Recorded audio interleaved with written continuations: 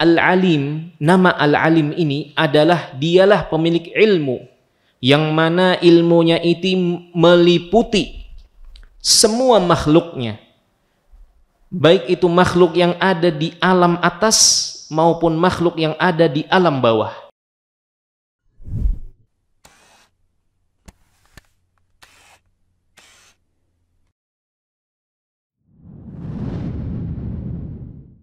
Assalamualaikum warahmatullahi wabarakatuh.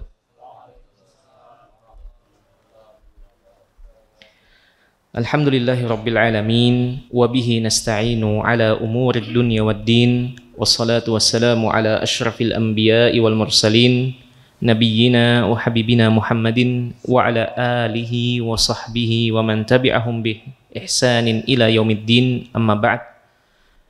Hadirin dan hadirat yang dirahmati Allah, puji syukur kita haturkan kepada Allah Ta'ala atas seluruh nikmat dan karunia yang dianugerahkannya kepada kita semua. Salawat beriringkan salam semoga senantiasa tercurahkan kepada junjungan kita, suri tauladan kita, hamba Allah yang paling dekat dengan Allah dan paling tahu bagaimana Allah, Nabi Muhammad sallallahu alaihi wasallam beserta segenap keluarga dan sahabat beliau, serta siapa saja yang mengikuti sunnah beliau hingga akhir zaman kelak.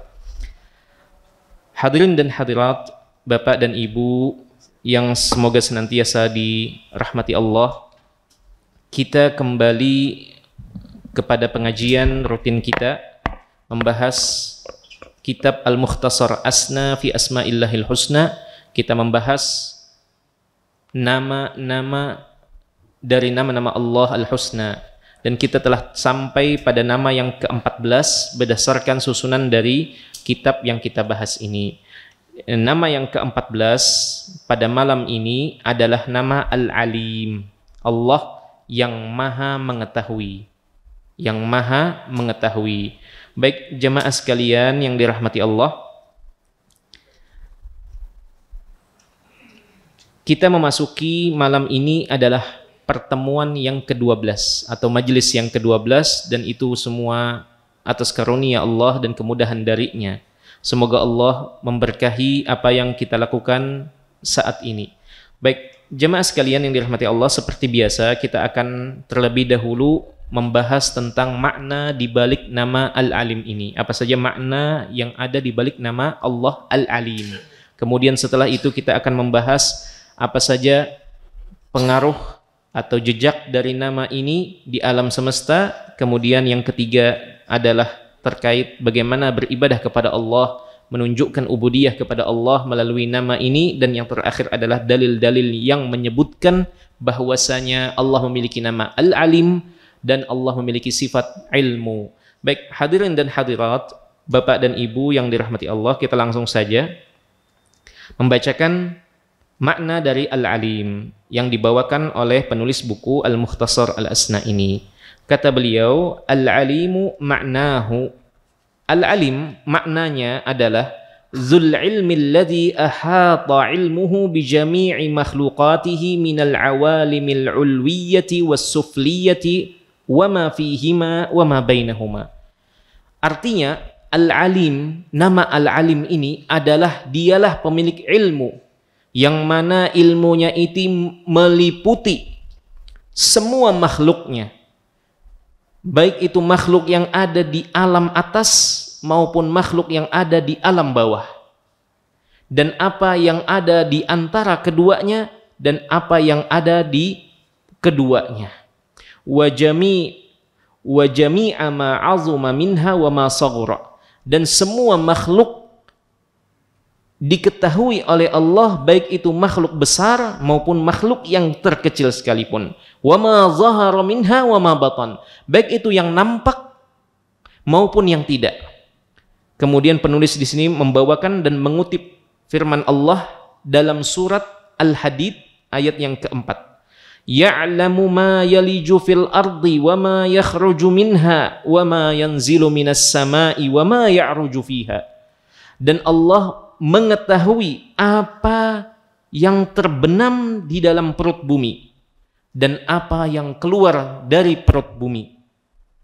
Wa ma yanzilu minas sama, dan apa yang turun dari langit, wa ma ya'ruju fiha, dan apa yang naik ke langit sana. Para ulama menyebutkan bahwasanya apa yang masuk ke dalam bumi itu diantaranya adalah jenazah. Kemudian diantara yang lain adalah hewan-hewan atau binatang-binatang yang masuk ke dalam perut bumi atau lubangnya berada di dalam bumi, di dalam tanah. Wa ma yakhruju minha, dan apa yang keluar dari tanah seperti tumbuhan, tunas, kemudian hal-hal yang berkaitan dengan apa yang keluar dari tanah.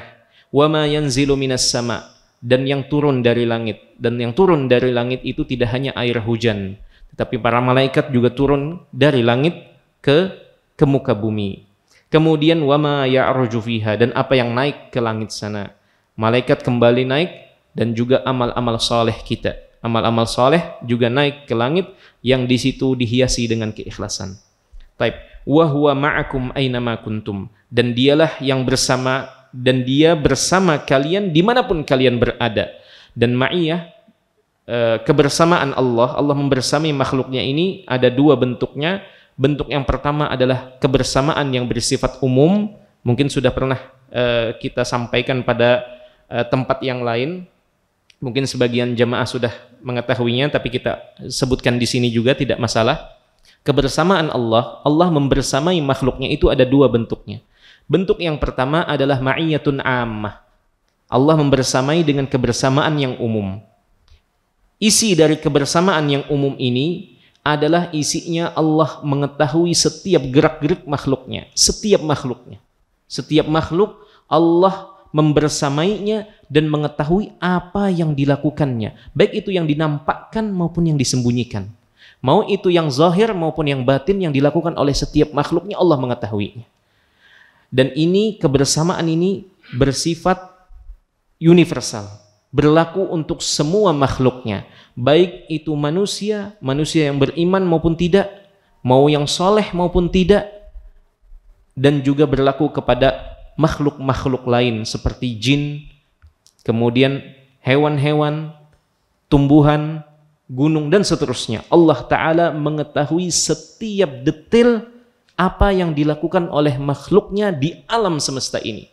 Tidak hanya manusia saja, Allah mengetahui apa saja yang terjadi di alam semesta ini. Baik, itu kebersamaan yang bersifat umum. Kebersamaan jenis yang kedua adalah kebersamaan yang bersifat khusus. Dan kebersamaan ini tidak diberikan kecuali hanya orang-orang yang dipilih sama Allah Ta'ala. Siapa yang dipilih oleh Allah, dialah yang memiliki amalan-amalan istimewa di sisi Allah Ta'ala. Yang mana kebersamaan Allah kepada sebagian hambanya ini berisi pertolongan Allah, kemudahan darinya, dan ijabah darinya jika hamba ini meminta kepadanya. Kebersamaan yang bersifat khusus ini ada terbagi menjadi dua lagi. Ada kebersamaan yang bersifat personal, disebutkan Allah bersama fulan dari hambanya. Dan ini kita tidak termasuk di dalamnya. Tetapi yang kedua adalah kebersamaan dalam bentuk Allah membersamai dengan kebersamaan khusus pada siapa saja di kalangan hambanya yang memiliki syaratnya. Yang pertama contohnya adalah Allah bersama Nabi Musa dan Nabi Harun. Innani ma'akuma asma' wa ara. Kata Allah, pergilah kepada Fir'aun, jangan takut. Innani ma'akuma asma' wa ara. Aku membersamai kalian, aku mendengar dan aku melihat. Allah mengatakan ini kepada Nabi Musa dan Nabi Harun. Ini secara spesifik disebut Allah membersamai Nabi Musa dan Nabi Harun. Contoh yang lain secara spesifik Allah menyebutkan kepada ashkhas personal, Allah membersamai Nabi Muhammad SAW dan juga Abu Bakar As-Siddiq radhiyallahu ta'ala anhu ketika peristiwa hijrah. Nabi SAW menenangkan sahabatnya, la tahzan innallaha ma'ana. Sesungguhnya Allah bersama kami atau bersama kita.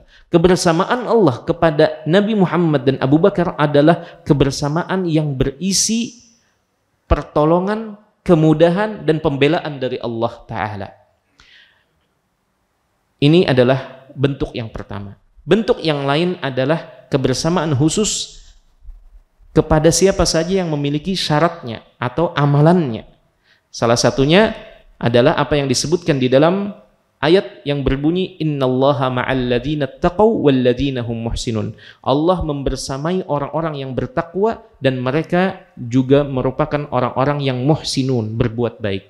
Ini telah kita sebutkan maksud dari berbuat baik di sini ada dua, berbuat baik ketika beribadah kepada Allah dan berbuat baik kepada sesama makhluk Allah yang tidak hanya sebatas dimensinya kepada sesama manusia, tetapi juga lebih luas cakupannya, tidak hanya kepada manusia namun juga kepada hewan, kepada tumbuhan, kepada bangsa jin, bahkan kepada malaikat sekalipun kita dapat berbuat baik. Dalam arti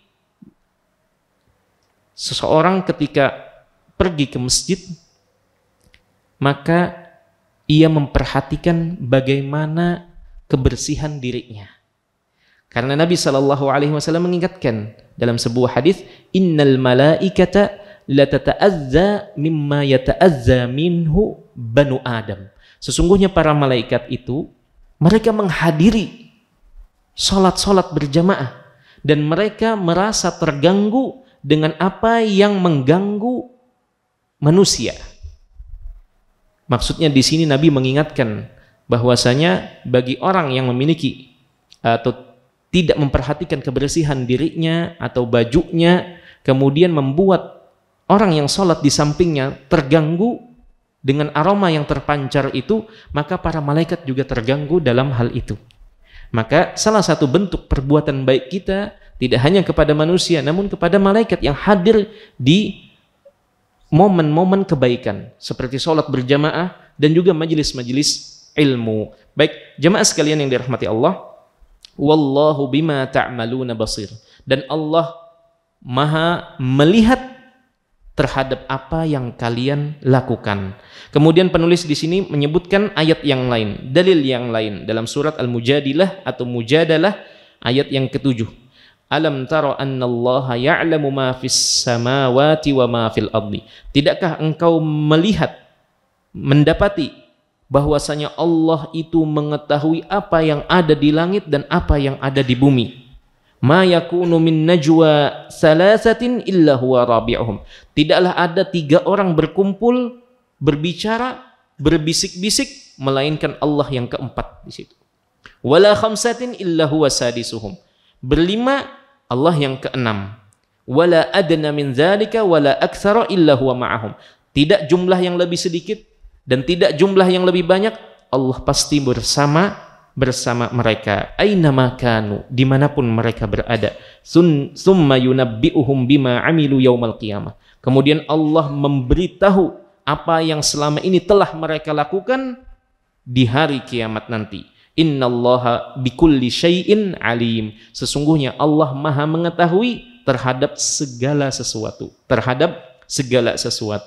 Baik, kemudian penulis di sini menyebutkan ayat yang lain. Dalil yang ketiga, penulis mengutip, dan tidaklah ada sesuatu seberat zarrah di langit maupun di bumi, tidak yang lebih kecil dari itu, tidak yang lebih besar dari itu, illa fi kitabim mubin, melainkan tercatat, tertuang dalam kitab yang nyata. Ini dalam surat Saba ayat 3. Baik, kemudian penulis melanjutkan, wallahu jalla jalaluhu wasi'a kulla syai'in ilma. Allah itu, kata penulis, ilmunya itu meliputi dan mencakup segala sesuatu. Fala yaghibu anhu syai'un fil ardi wala fis sama. Dan tidak ada yang luput dari ilmu Allah sedikit pun di langit maupun di bumi. Di langit maupun di bumi. Jamaah sekalian yang dirahmati Allah. Begitu luasnya ilmu Allah Ta'ala, Allah mengetahui setiap daun yang jatuh ke bumi. Setiap daun yang jatuh. Allah mengetahui berapa jumlah ikan di lautan. Allah mengetahui berapa jumlah butir pasir di padang pasir. Saking detail dan tidak luput satupun di alam semesta ini dari ilmu Allah Jalla wa'ala. Nanti kita akan lewati bagaimana cakupan ilmu Allah ini dari berbagai sisi. Baik, kita lanjutkan dulu. Penulis kemudian setelah menyebutkan tadi tidak ada yang luput satupun di bumi maupun di langit. Kemudian penulis mengutip qala ta'ala, Allah berfirman, innama ilahukumullahu alladzi la ilaha illahu. Sesungguhnya Tuhan kalian itu, Tuhan yang berhak disembah itu hanyalah Allah. Dialah yang tidak ada ilah sesembahan yang hak kecuali hanya Dia. Wasi'a kulla syai'in ilma. Dialah yang maha luas ilmunya. Wa indahu ilmul ghaibi la ya'lamuhu illahu. Dan Ia memiliki ilmu ghaib, ilmu gaib yang tidak mengetahuinya kecuali hanya dirinya semata. Dan Allah menegaskan hal ini.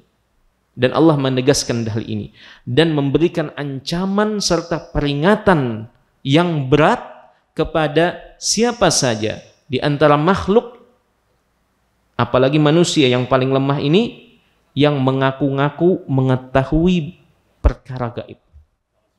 Itu hukumannya berat. Itu hukumannya berat. Mendatangi orang yang mengaku mengetahui perkara yang gaib, itu tertolak sholatnya 40 malam. Ada juga hadis yang menerangkan mendatangi kemudian membenarkan, maka telah kufur terhadap apa yang dibawa oleh Nabi Muhammad. Dan yang paling utama dibawa oleh Nabi Muhammad adalah Al-Quranul Karim. Dan di dalam Al-Quran itu Allah dengan tegas mengatakan wa indahu mafatihul al-ghaib. Dialah yang memegang kunci-kunci gaib. Dan Allah menegaskan tidak ada yang mengetahuinya. Kemudian kita datang kepada orang yang mengaku mengetahui perkara gaib, maka itu hukumannya berat. Tertolak sholat kita selama 40 malam. Bukan berarti kita bisa tidak sholat. Tetap sholat tetapi pahalanya tidak ada. Tapi tetap berkewajiban menunaikan kewajiban tersebut. Bagaimana dengan orang pelakunya? Orang yang mengaku mengetahui perkara gaib, tentunya lebih berat lagi. Tentunya lebih berat lagi. Entah itu apa namanya dengan sebagai orang yang romal. Di budaya bangsa Arab itu ada namanya romal. Romal ini sebenarnya semacam dukun. Dia meramal tetapi dengan metode menggunakan pasir. Jadi di coret-coret pasir itu namanya romal. Ada munajjim namanya. Munajjim ini peramal juga, tetapi dengan menggunakan metode atau medianya digunakan adalah bintang-bintang. Bintang-bintang. Apapun namanya, apapun media yang digunakan, selama itu menerka-nerka perkara gaib, maka itu termasuk dalam larangan ini. Baik, jemaah sekalian yang dirahmati Allah, kemudian penulis menyebutkan di sini wa indahu mafatihul ghaibi la ya'lamuha illahu. Di sisi Allah lah kunci-kunci gaib la ya'lamuha illahu. Di sini Allah dengan tegas menegaskan la ya'lamuha illahu. Tidak ada yang mengetahuinya kecuali hanya Dia. Wa ya'lamu ma fil barri wal bahr. Allah Maha mengetahui apa yang terjadi di daratan maupun di lautan. Wa ma tasqutu min waraqatin illa ya'lamuha. Tidaklah daun itu jatuh melainkan Allah mengetahuinya. Wala habbatin fi dhulumatil ardi. Dan tidak pula biji di dalam kegelapan bumi, wala ratbin wala yabisin, tidak ada yang basah maupun yang kering, illa fi kitabim mubin, melainkan semuanya sudah tertulis dan tertuang dalam kitab yang nyata. Ini dalam surat Al-An'am ayat 59. Di ayat yang lain penulis kembali menjelaskan atau mengutip hal yang menjelaskan dan menegaskan hal ini, yaitu dalam surat Luqman ayat 34. Allah berfirman, innallaha indahu ilmus sa'ah. Allah mengetahui waktu kiamat. Wa yunazzilul ghaitha. Dan Allah mengetahui serta menurunkan hujan. Wa ya'lamu ma fil arham. Dan Allah mengetahui apa yang ada di dalam rahim. Wa ma tadri nafsum madza taksibu ghadan. Setiap jiwa tidak mengetahui apa yang akan diperolehnya besok. Kemudian wa ma tadri nafsum bi ayyi ardin tamut, dan setiap jiwa tidak mengetahui di tempat mana ia akan wafat. Innallaha alimun khabir. Kemudian Allah menutup ayat ini dengan menyebut dirinya lah alimun khabir, maha mengetahui dan maha khabir, maha mengetahui juga sebenarnya kalau di kita. Makanya bahasa Arab ini termasuk kosakatanya itu banyak sekali. Jika dibandingkan dengan bahasa kita, bahasa Indonesia, itu banyak yang sebagiannya belum mengakomodir terjemahan dari bahasa Arab, saking banyaknya kosakata di dalam bahasa Arab. Ulun lupa berapa jumlah pastinya. Ulun sempat membaca berapa jumlah kosakata di dalam bahasa Arab dan berapa jumlah kosakata di dalam bahasa kita. Itu jauh sekali, perbedaannya jauh sekali. Mungkin kalau antum cari-cari ketemu nanti berapa jumlah kosakata di dalam bahasa Arab dan berapa jumlah kosakata di dalam bahasa Indonesia, yang menunjukkan perbedaan yang sangat jomplang sekali. Baik. Jemaah sekalian yang dirahmati Allah, terkait tentang kunci-kunci gaib, ada faedah yang menarik yang ulun dapatkan dalam kitab yang lain yang sama-sama membahas tentang Asmaullahil Husna ini. Baik, dalam kitab Syarhu Asmaillahil Husna At-Tis'ah wa Tis'un, penulisnya menyebutkan di sini, fahadhil khamsatu mafatihul ghaibi allati la ya'lamuha illallah. Kata penulisnya di sini, ada 5 kunci perkara gaib, ilmu gaib yang tidak diketahui kecuali hanya Allah semata. Dan ini bersifat mutlak. Yang pertama adalah ilmu sa'ah, ilmu kiamat. Kapan kiamat?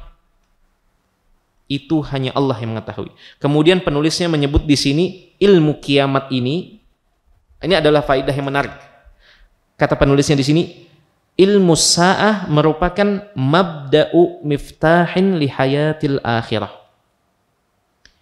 Ilmu kiamat adalah merupakan pos pertama dari kunci menuju kehidupan akhirat. Ilmu sa'ah, ilmu kiamat, kapan kiamat terjadi, itu adalah mabda, permulaan dari kunci menuju kehidupan akhirat. Kemudian yang kedua adalah tanzilul ghaits. Berdasarkan ayat yang tadi kita bacakan. Tanzilul ghaits, kapan hujan turun? Berapa kadarnya? Berapa jumlah air yang turun? Berapa liter? Dan berapa lama? Itu Allah yang mengetahuinya. Kata penulisnya di sini, miftahun li hayatil ardi bin nabat. Yang kedua ini, kapan hujan turun, berapa jumlah air yang turun, dan di daerah mana turun, itu semua merupakan kunci untuk kehidupan bumi yang membuat tumbuh-tumbuhan dapat hidup. Itu juga kunci kehidupan dan kesuburan tanah atau kesuburan bumi. Itu juga merupakan kunci. Karena sebab terkuatnya adalah air dari langit. Kemudian yang ketiga, jemaah sekalian yang dirahmati Allah, adalah ilmu arham, ilmu rahim. Ilmu rahim, kata penulis di sini, miftahun li hayatid dunya. Ini adalah kunci menuju kehidupan dunia. Kunci menuju kehidupan dunia. Lihat di sini sudah ada tiga kunci. Kemudian yang keempat adalah ilmu ma fil ghadi. Ilmu terkait hari esok. Ilmu masa depan, ilmu esok hari, dan itu merupakan miftahul kasbi fil mustaqbal. Kunci al-kasab itu dapat diartikan dua hal. Al-kasab itu dapat diartikan dua hal. Mendapat atau mencari nafkah, atau yang kedua adalah perbuatan itu sendiri. Jadi kunci perbuatan besok atau kunci mencari nafkah besok atau di kemudian hari, itu hanya Allah yang memegang kuncinya. Kita tidak tahu dan kita tidak memegang kuncinya. Berapa besok uang yang kita dapat, berapa keuntungan besok dari perdagangan kita, dan apa yang terjadi pada esok hari pada diri kita, pada anak kita, pada istri kita, pada rumah kita, pada kendaraan kita, kita tidak ada yang mengetahuinya. Tidak ada kita dapat menebaknya. Baik, itu yang keempat. Dan yang kelima adalah ilmu makanil maut. Ilmu terkait tempat kematian. miftahun li hayatil akhirah, dan ini merupakan kunci menuju kehidupan akhirat. Jadi lengkap di situ.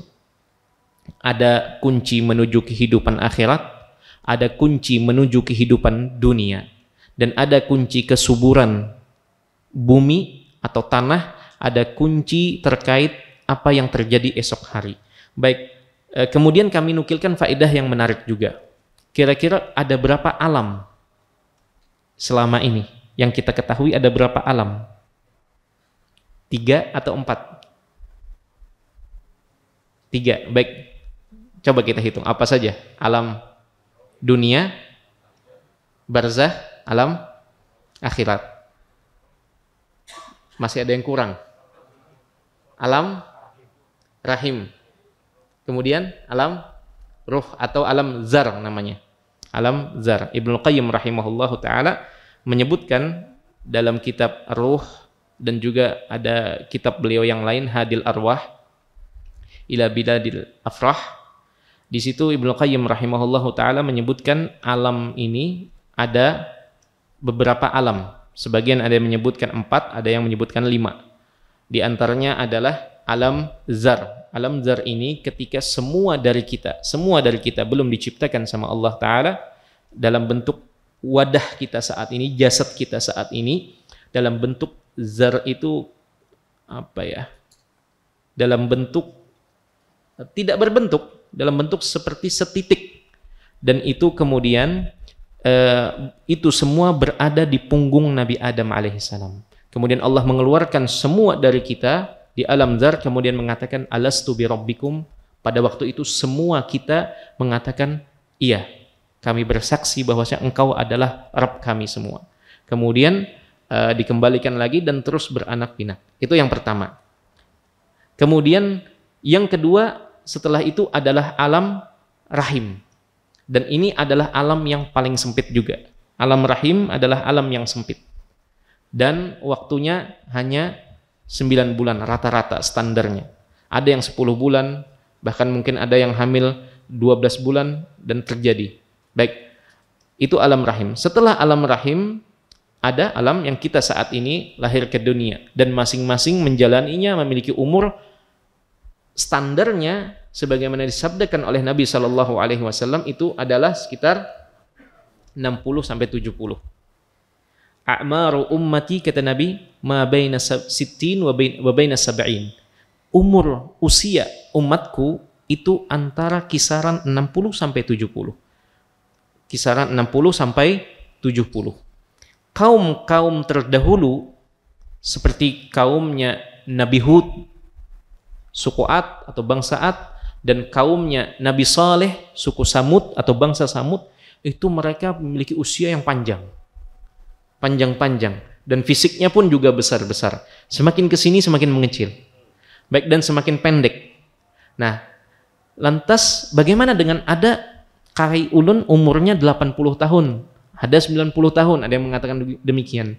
Nabi mengatakan rata-rata, dan tidak menutup kemungkinan ada yang dilebihkan oleh Allah dari 60 dan 70 ini, ada yang kurang dari itu. Tapi rata-rata kebanyakan manusia menjalani hidupnya 60 sampai 70 tahun. Jika dilebihkan sama Allah, maka itu merupakan tambahan bonus agar kita semakin memperbanyak ibadah dan pundi-pundi kebaikan sebagai bekal menuju alam akhirat. Baik, tadi alam dunia, dan yang terakhir adalah alam akhirat. Dan inilah alam yang terakhir, tidak ada lagi alam setelahnya, tidak lagi kehidupan setelahnya, hanya ada kita berhenti pada alam akhirat ini, dan inilah tempat kembali kita. Di situ hanya ada nikmat selamanya atau siksa selamanya. Orang mukmin dia memiliki 2 kemungkinan. Orang yang meninggal dalam keadaan beriman, membawa keimanan walaupun punya tanggungan dosa, dan ini merupakan hasanatut tauhid kata para ulama. Keistimewaan, keagungan, dan kelebihan tauhid, mentauhidkan Allah Ta'ala. Selama kita wafat dalam keadaan tidak menduakan Allah, tidak menyekutukan Allah, maka kita akan mendapat salah satu dari 2 hal. Yang pertama, kita akan masuk surga tanpa terlebih dahulu berhenti di neraka. tanpa terlebih dahulu dibersihkan atas dosa-dosa di neraka. Ini maksudnya masuk langsung. Ada pula yang kedua adalah ditaruh dulu dan ditempatkan dahulu di neraka. Tetapi kesudahan akhirnya, kehidupan terakhirnya adalah keluar dari neraka dan akan dimasukkan ke dalam surga Allah Ta'ala.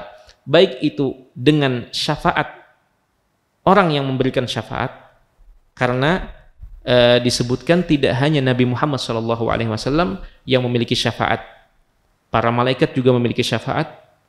Kemudian anak kecil yang wafat di usia yang kecil belum balik juga dapat memberikan syafaat untuk orang tuanya. Orang yang mati syahid akan memberikan syafaat kepada 70 anggota keluarganya, dan banyak lagi disebutkan orang-orang yang memiliki atau diizinkan oleh Allah untuk memberikan syafaat, bantuan, pertolongan kepada siapa yang dikehendaki oleh mereka. Namun Nabi Muhammad merupakan orang yang paling banyak memberikan syafaat. Jadi jumlah syafaat yang dimiliki Nabi itu lebih banyak daripada nabi-nabi yang lain.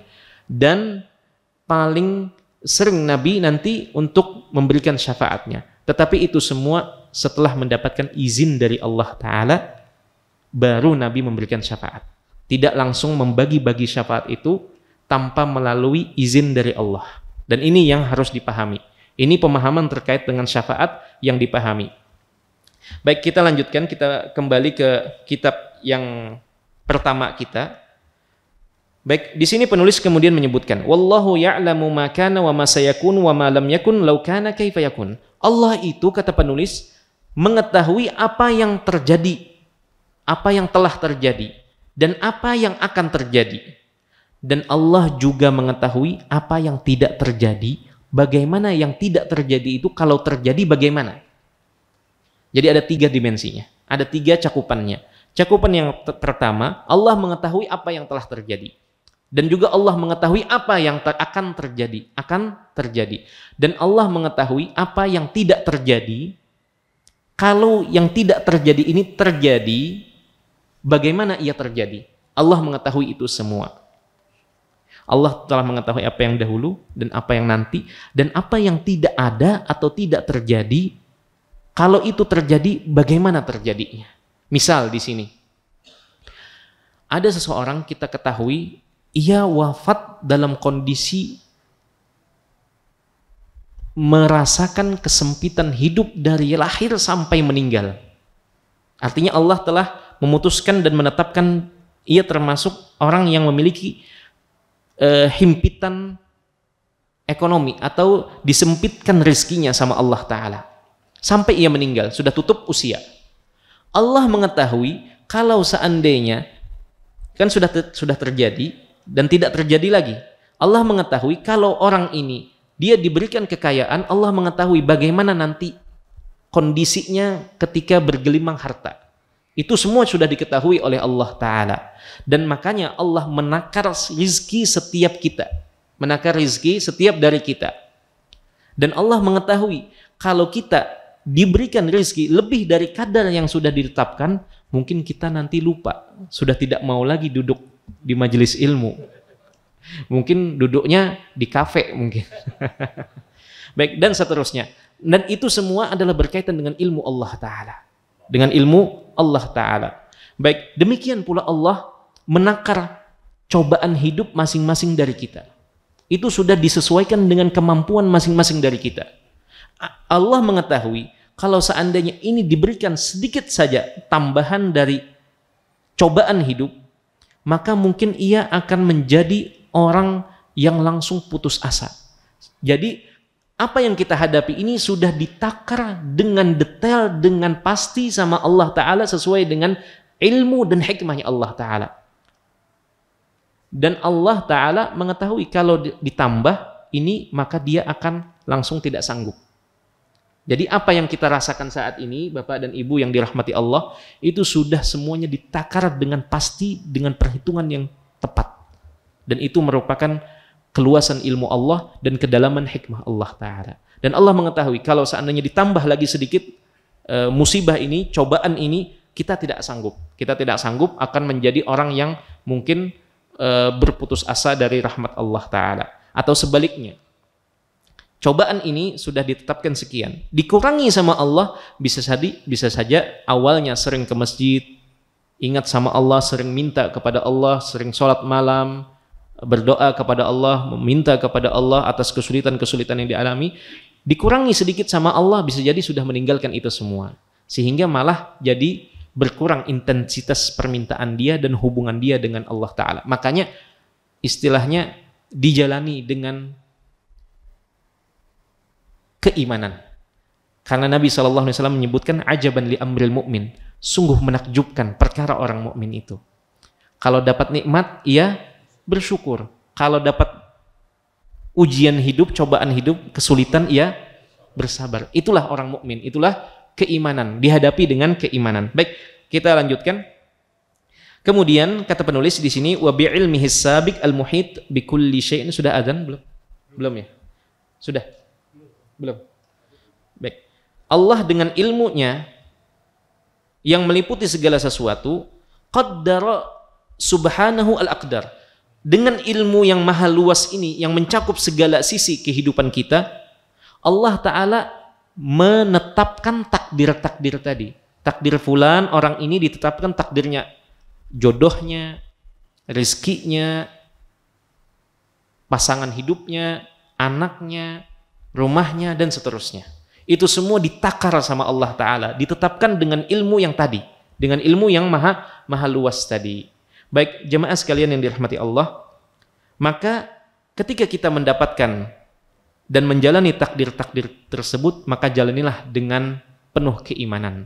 Karena dengan begitulah kita dapat melewati setiap ujian hidup. Karena ujian hidup itu tidak hanya kesulitan, tetapi juga nikmat, kemudahan, kelapangan, itu juga merupakan ujian dari Allah Ta'ala. Baik, sudah azan ke belum? Ada bunyinya lah nantilah. Baik. Wa amaral qalama bikatbiha fil lauhil mahfud. Setelah Allah menetapkan takdir-takdir setiap dari kita, Allah memerintahkan makhluk yang bernama qalam. Qalam ini adalah pena. Pena yang tugasnya menulis takdir di lauhul mahfud, di buku lauhul mahfud, buku yang diletakkan di lauhul mahfud. Wa sya'aha subhanahu an takuna kama katabaha. Dan Allah menginginkan, menghendaki setiap yang terjadi itu harus sesuai dengan apa yang Allah tuliskan dan tetapkan.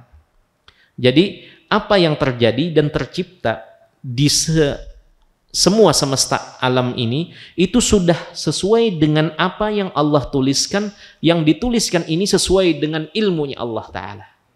Jadi memang sudah sempurna. Kalau manusia biasanya dengan perhitungan yang sudah sangat detail, tetapi terkadang ada saja revisinya, terkadang sudah memperhitungkan dengan detail, dengan sempurna, tetapi terkadang ada saja ralatnya. Tetapi Allah Ta'ala tidak demikian. Baik, jemaah sekalian yang dirahmati Allah, thumma khalaqaha fakanat kama sya'aha an takun. Kemudian setelah Allah menghendaki, Allah menciptakan dan membuat itu semua berjalan dan terjadi sesuai dengan apa yang sudah tertulis dan tertuang dalam ilmu Allah Ta'ala. Wala yazlimu rabbuka ahada. Kemudian penulis mengingatkan di sini, wala yazlimu rabbuka ahada. Allah sama sekali tidak menzalimi seorang pun. Tidak ada Allah berbuat kezaliman kepada salah seorang dari hambanya. Baik, kemudian pengaruh nama Allah Al-Alim ini terlihat pada bagaimana Allah mengatur seluruh makhluknya dengan penuh kesempurnaan. Tidak ada cacat dari setiap pergerakan di alam semesta ini, di mana itu semua berdasarkan pada ilmu Allah Ta'ala. Dan Allah Maha mengetahui, kata penulis, kondisi orang-orang yang terdesak, sehingga Allah membantu mereka. Dan Allah mendengar keluh kesah orang-orang yang mengeluhkan kesulitan yang dialaminya kepada Allah Ta'ala, dan Allah mengabulkan keinginan dari orang-orang tersebut. Itu semua merupakan jejak atau pengaruh dari nama ini di alam semesta. Baik, bahasan yang keempat atau yang ketiga, mohon maaf. Bagaimana kita beribadah kepada Allah dengan nama ini? Kata penulis, takunu bil yaqini tami bi ilmillahi sabiqi wal lahiq, yaitu dengan menumbuhkan rasa yakin yang mendalam, yang kuat serta penuh terhadap ilmu Allah terkait yang lalu maupun yang nanti. Wa annahu ya'lamu ma kana wa ma sayakunu wa ma lam yakun law kana kaifa yakun. Dan seorang hamba meyakini dengan seyakin-yakinnya bahwasanya Tuhan yang disembahnya itu mengetahui apa yang telah terjadi dan apa yang akan terjadi dan apa yang tidak terjadi, kalau terjadi bagaimana terjadi.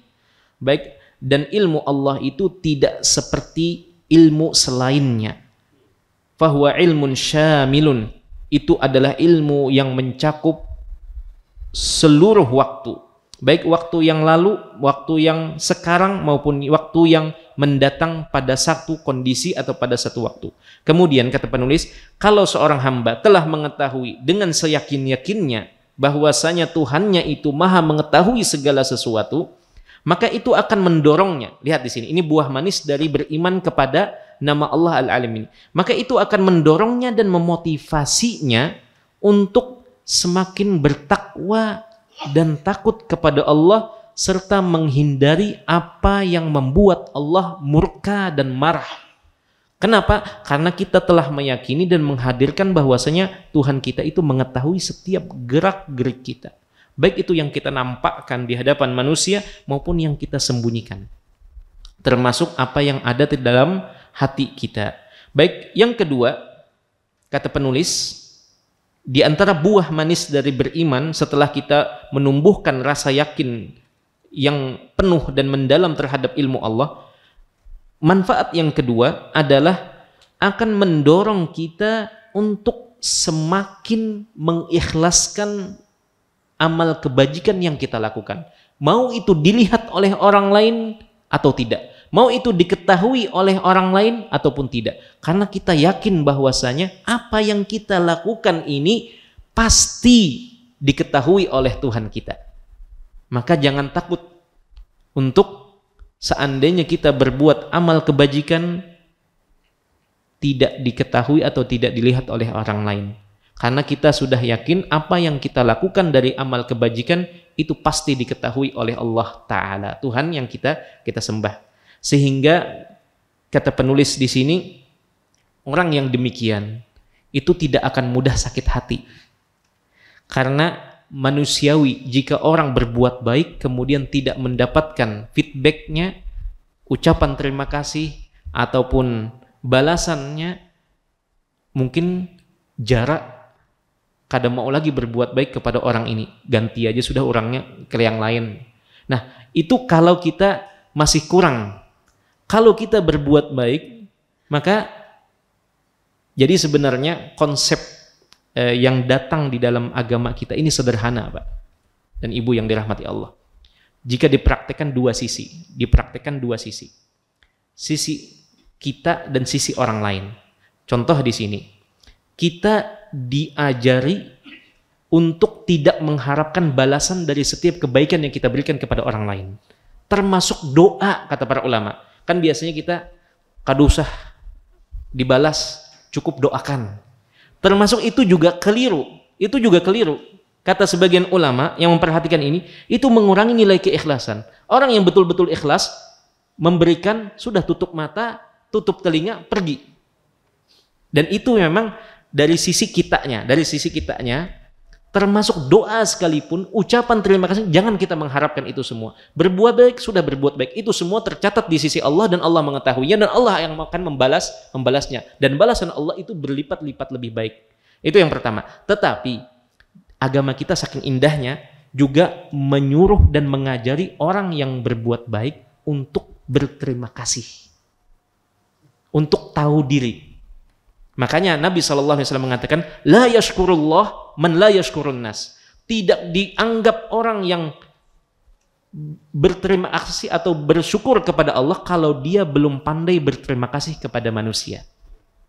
Nabi SAW bahkan mengarahkan, kalau kita mendapatkan sesuatu dari saudara kita, kebaikan, entah itu dalam bentuk barang atau jasa atau tenaga ataupun apa saja, pendapat dan seterusnya, maka kalau kita tidak mampu membalas dengan yang semisal, maka kita doakan dengan doa jazakumullahu khairan.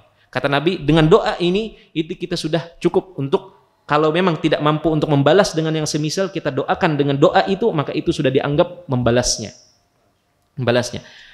Ini dari sisi yang menerima kebaikan.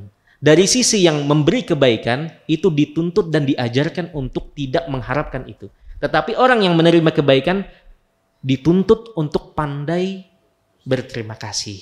Bahkan dianggap tidak bersyukur kepada Allah kalau dia tidak pandai bersyukur kepada manusia. Minimal dengan mengatakan jazakallahu khairan. Terima kasih banyak, semoga Allah membalas kebaikanmu. Baik, contoh yang lain. Ini kasus dalam memberi. Contoh yang lain dalam husnuzon. Kita tidak bisa menginginkan semua orang berhusnuzon kepada kita. Iya kan? Terkadang misal antum mendapati ulun di muka misalkan tempat-tempat maksiat misalkan di muka situ. Antum pikir, oh ustadznya pinanya hendak ke situ. Nah, ulun tidak mampu menginginkan semua antum berhusnuzon. Terkait husnuzon ya. Ada dua sisi di sini. Tetapi kita dituntut untuk menghindari tempat-tempat atau momen-momen yang membuat saudara kita suuzon kepada kita. Makanya Pak, Nabi SAW pernah berbicara dengan seorang wanita di tengah kegelapan. Nabi berbicara dengan wanita tersebut. Ada dua orang Ansor lewat. Kemudian mereka kaget melihat Nabi SAW, dikira Nabi sedang berbicara dengan wanita asing. Mereka melihat kaget terus cepat-cepat jalan, menjauh, menghindari. Kemudian sama Nabi dipanggil sini. Ini adalah istriku, kata Nabi SAW. Agar menutup celah setan membisiki, terbetik suudzon kepada saudara atau kepada Nabi SAW. Maka kitanya menghindari tempat-tempat yang membuat orang mencurigai kita atau suudzon kepada kita. Dan jika kita melihat ada gelagat seperti itu, kita kabarkan kepada orang tersebut bahwasanya tadi itu berhenti setumat membuka HP, lain berhenti di muka tempat maksiat, itu hendak masuk ke tempat maksiat. Nah, itu yang pertama. Dari kita menjaga jangan sampai saudara kita suudzon. Nah, dari sisi kita atau dari sisi saudara kita yang melihat saudaranya, itu kita diajari untuk mengedepankan husnuzon, berbaik sangka, dan bahkan mencari sab'ina uzran, 70 uzur. Kalau kita memang mendapati saudara kita itu, dia kesehariannya itu adalah dia menjaga sholatnya, dia sering hadir di majelis ilmu, maka ketika kita dapati ia di muka tempat maksiat, di tempat karaoke misalkan, yang kita kedepankan itu adalah suuzon apa? Husnuzon. Sedangkan kita tahu dia sering menjaga sholatnya, husnuzon. Cari 70 uzur, alasan kita cari. Oh mungkin lagi menunggu siapa, inya kada melihat di belakangnya itu ada tempat itu misalkan. Jadi berusaha kita cari. Nah, dan masih banyak contoh-contoh yang lain yang di situ ada dari dua sisi. Yang satu demikian dan yang satunya menyikapi demikian. Maka akan sejalan dengan syariat yang diajarkan oleh Nabi SAW. Baik, kita lanjutkan. Yang terakhir, dalilnya. Baik, ini adalah yang terakhir. Mohon maaf, mungkin agak terlambat.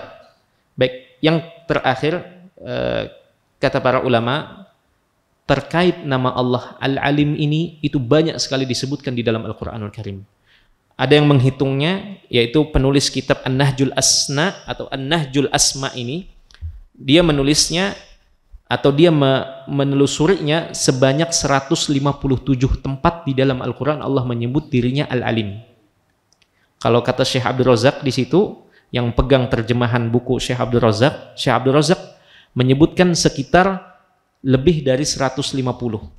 Tetapi penulis yang Nahjul Asma ini menyebutkan tepatnya 157.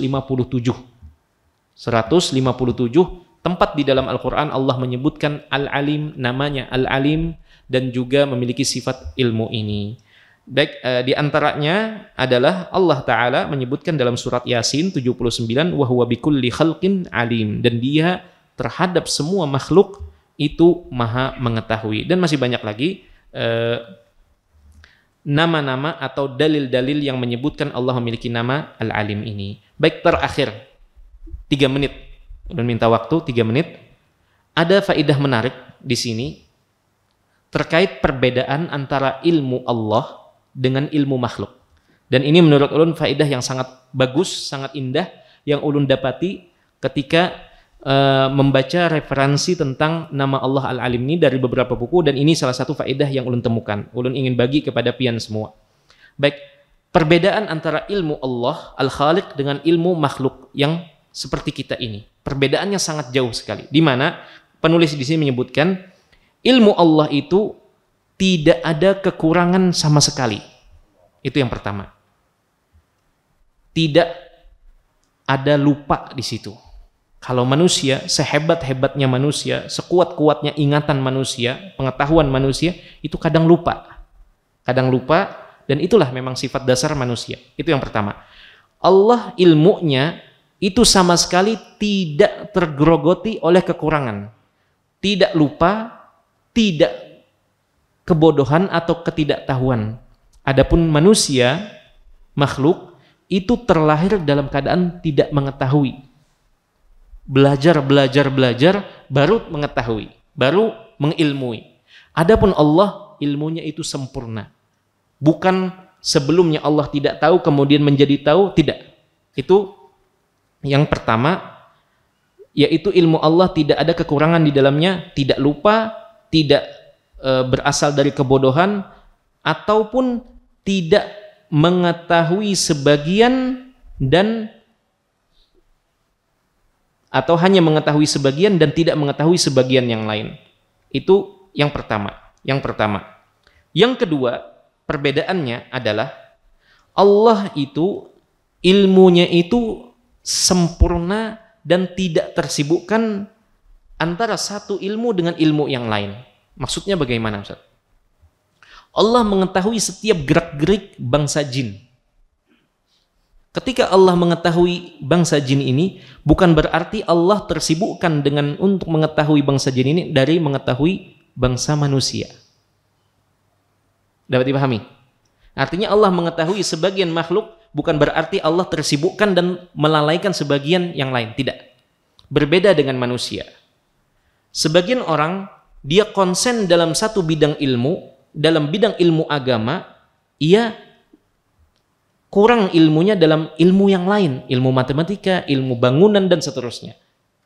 Bahkan dalam ilmu agama sendiri, orang yang konsen, yang menghabiskan waktunya, sebagian besar waktunya, misal dalam ilmu akidah, akan lemah dia dalam ilmu-ilmu yang lain. Ilmu fikih, ilmu hadis akan semakin berkurang, karena ia fokus pada sebagian ilmu.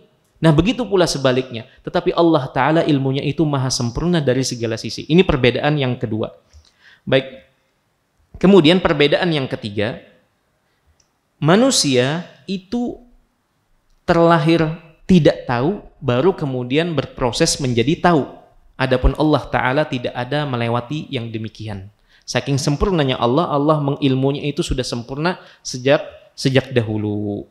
Baik, itulah tiga perbedaan. Baik, kami tambahkan yang terakhir karena lewat sudah 3 menit. Baik, yang terakhir adalah ilmu manusia itu akan seiring berjalan waktu akan ada namanya lupa dan salah. Tetapi ilmu Allah Ta'ala tidak ada lupa di situ dan tidak ada kesalahan di situ. Seiring berjalan waktu ilmu Allah memang demikian, tetap sempurna, tidak berkurang sedikit pun. Baik, ini yang dapat disampaikan pada malam hari kali ini. Semoga apa yang kita ambil dan kita pelajari serta kita dengar malam hari kali ini menjadi ilmu yang bermanfaat bagi kita semua, menjadi tambahan ilmu serta mendekatkan kita kepada Allah Ta'ala dan membuat kita semakin semangat untuk beribadah kepada Allah Ta'ala. Amin ya rabbal alamin. Kita tutup dengan doa kafaratul majlis. Subhanakallahumma bihamdika asyhadu an la ilaha illa anta astaghfiruka wa atubu ilaik. Assalamualaikum warahmatullahi wabarakatuh. Terima kasih. Jazakumullah khairan wa barakallahu fikum. Video ini dibuat atas partisipasi dari donasi Anda. Semoga menjadi amal jariah bagi Anda semuanya.